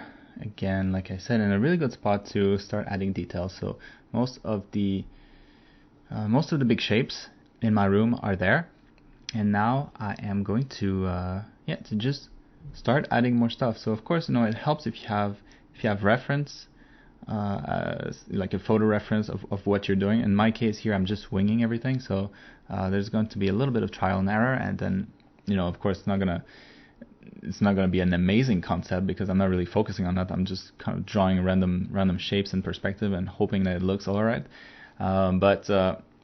If you are drawing your room, take a photo of it, or a photo of whatever you're about to draw, and try to take the photo in a similar angle as the one you're gonna be drawing it in, and draw what you see essentially. So I'm going to let this play, and it's going to be in real time, and so you can see exactly what I'm doing. But it's not going to be any other lessons, as far as the rest of this. It's going to be just me adding details, and in some cases I'll use convergence lines if I am missing the proper lines to do something. But for the most part, I'll just be using the lines that are already there, and but one point perspective is actually pretty simple once you've gotten this far. And again, when you draw something like this, always make sure that you have a character in there, or at least a measure of something, so that you know what your distances are in real life. So don't try to wing this. Make sure that to know that the table or the desk is about like 3 feet tall. The character itself, if there was one in your scene, would be about 6 feet. Whatever it is, however tall he is. And then if you have a chair, the chair should be about look at your own chair. How high it is when you sit down. And do your measurements like this for all the important things that need to look right. There's certain things, like I said, the like cupboards and like drawers and things like that don't really need to be as accurate because they can be any size most of the time. There's no like a proper size that they should be at, unlike a chair. Like most chairs are the same size for a reason, because that's what's comfortable. So if they're not, it's something that a lot of people will be able to pick on, and they won't know exactly what's wrong, but they'll be able to tell that something is wrong because they've seen chairs so many times, right? So we're kind of conditioned to know if it's right or wrong when we see it. We might not be able to see exactly to pinpoint what's wrong, but we'll know something is wrong. For those things, like a bed, like the chair, like the height of a desk, like the width of a door, the height of a door, and any other thing that you can think of that normally has a fixed size, make sure that you measure it so that for sure that it will look correct, because that's the one thing that everybody that starts with perspective, to play with perspective, that's the number one mistake that everybody does, is to have different objects be the wrong size placed in the environment. But yeah, it's just a matter of having a character in there, and at the very beginning establishing those distances, those lengths, those proper measurements, and you should be gold. So yeah, like I said, I'll let it play. So hopefully you have all the tools to be able to create your own room. All right, I'll catch you later.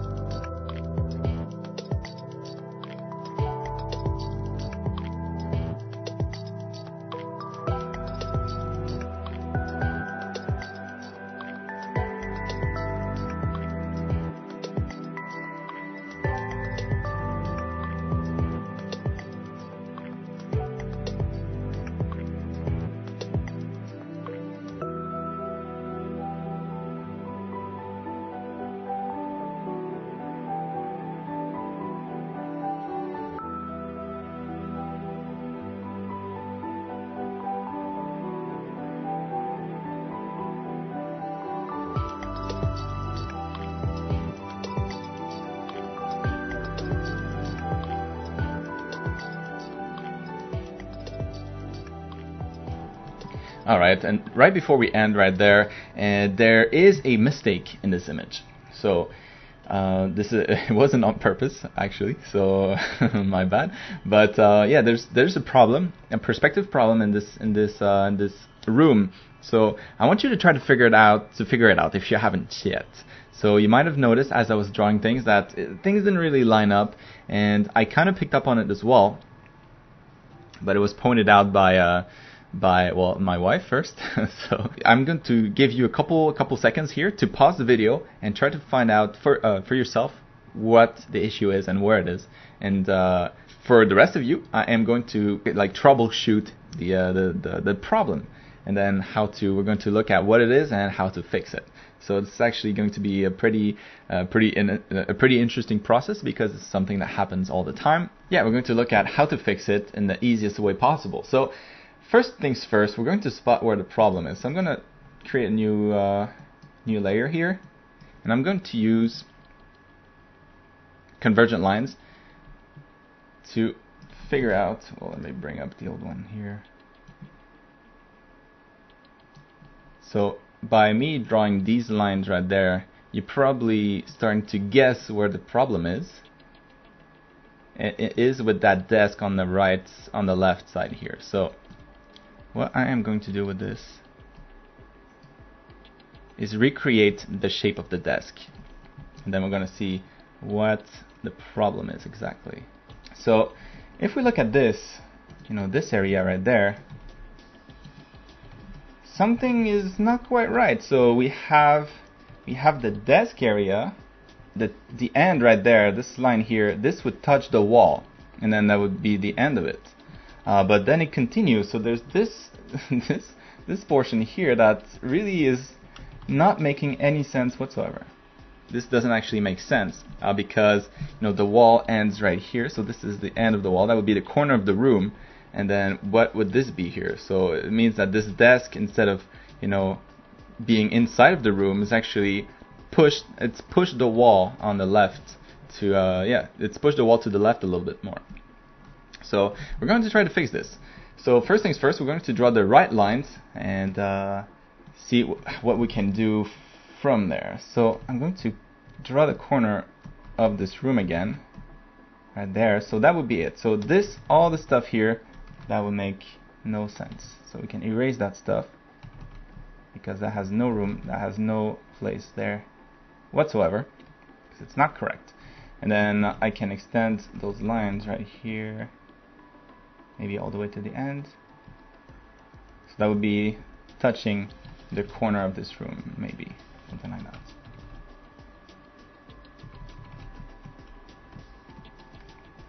Alright, and now we can see the real problem here is this desk here, this portion of the desk, it just goes inside of the wall, and then that doesn't quite work, right? So now it's even more noticeable. So those lines here don't work, so I need to erase that. That surface there cannot possibly exist, and then that opening too for the wall, that opening here doesn't work either. So I'm going to erase all of that stuff.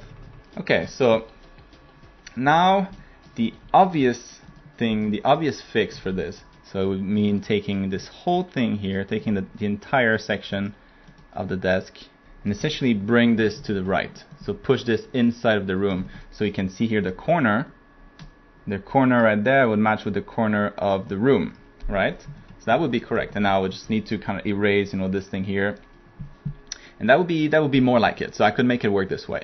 But what I'm going to do, and this is actually probably like a nightmare if you've drawn this on paper and you have to redraw this entire section here.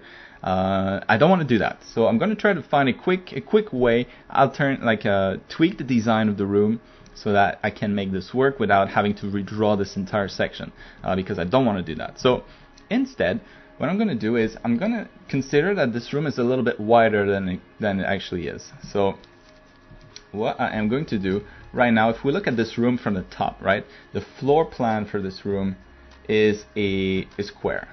It's like this, not a square but a rectangle. So if we look from the top, we have the doors right here, right? So this thing here, that's the door. We have the bed, something like around this area. And then we have this desk here, this whole thing that starts about here, and then goes like that, and then touches the wall. Alright, so this is kind of like the layout of the room. And what I'm going to try to do is change this a little bit to make the perspective work. So the change that I'm going to do is, if we duplicate this over here, I'm going to get rid of this portion of the desk in the back here, and instead introduce a new section to the room back here. So it's going to be like this instead. So this could be like a different room, you know, like it could go anywhere. It could be a different like a bedroom, a different like a kitchen or something, whatever. But essentially right now we see this, and I'm going to move towards this thing here. So I'm going to erase all this stuff right here. So all this portion of the counter is now going to be, it's not going to exist anymore, because this is actually going to be a hole now. Instead, you know, instead of this being the corner of the room, I'm going to extend this all the way back here. And same thing for the ceiling here. So it would continue like this. So this line that I'm drawing here, this is the same line as this one. So this is the top of the room, right? And instead of curving like this, and instead of, you know, that being the room, you know, like this, like just a wall like this, this portion here and this portion in the back is just it keeps going.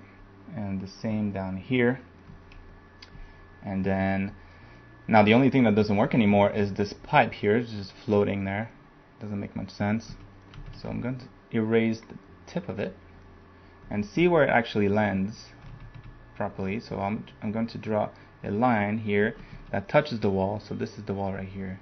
This goes down to the floor, and then this is the base of this thing here. So if I continue this line up here, it should land about right there. So that should be where the pipe connects to the wall. So before it wasn't even correct. So the pipe is another problem. It wasn't long enough. Yeah, if it's on the same plane, it would land on the wall right here at about this spot right there. So there we go. So now things are correct. This room is not broken anymore. It's not deformed anymore. It actually works. And to make that a little bit more obvious, you know, that you can actually go behind here, so you could have someone here standing and you would be behind the desk, right? Just standing there. So to indicate this a little bit better, I'm going to add like a plant or something, right, to indicate that there's something there in the back. And it'll give the impression that there's something more back there that you can actually go check out. And maybe something's coming out like this, to also indicate that something's happening back there, that the room doesn't end at that wall. Alright, and then there we go. So now this would work, finally. So I can add a couple more details. Something like that. Alright, now so this works a little bit better. And then we can see here, you know, back here where the tree is. In this case, the tree would be right about here. And then you could go and, you know, whatever, maybe there's a big room, like I said, back here. So now this would work. Now things are not broken anymore. And this is a quick fix. You know, as you saw, it's only a couple lines to move around, and it's in the back of the picture, the back of the room, so it's not as noticeable as something that would be right up front in the foreground. So we avoided a terrible disaster, and we're able to fix it and actually add something to this room. So it's actually now a little bit more interesting, because we know that there's an extra room there that we can't see. So it adds a little bit of mystery, and yeah, all in all, it's a good problem to have, because it actually ended up making the drawing a little bit more interesting. So now this would be correct.